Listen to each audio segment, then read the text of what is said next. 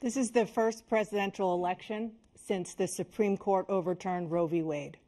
This morning, the court ruled on yet another abortion case, temporarily allowing emergency abortions to continue in Idaho, despite that state's restrictive ban.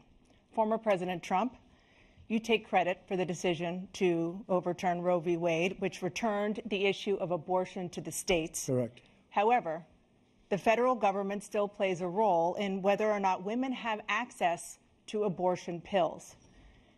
They're used in about 2/3 of all abortions. As president, would you block abortion medication?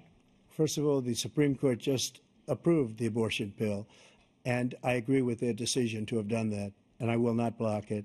And if you look at this whole question that you're asking, complex but not really complex. 51 years ago, you had Roe v. Wade, and everybody wanted to get it back to the states. Everybody, without exception. Democrats, Republicans, liberals, conservatives.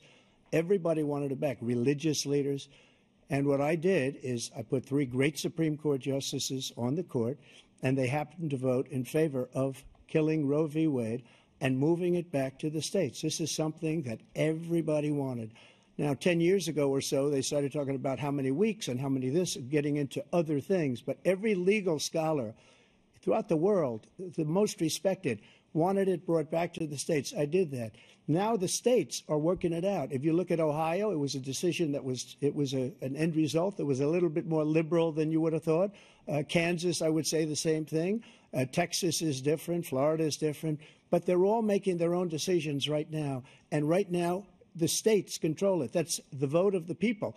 Like Ronald Reagan, I believe in the exceptions. I am a person that believes.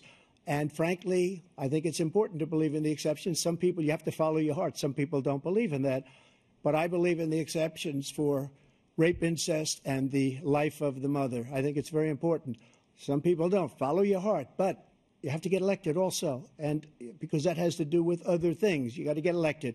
The problem they have is they're radical because they will take the life of a child in the 8th month, the 9th month, and even after birth. After birth, if you look at the former governor of Virginia, he was willing to do this. He said, we'll put the baby aside and we'll determine what we do with the baby, meaning we'll kill the baby.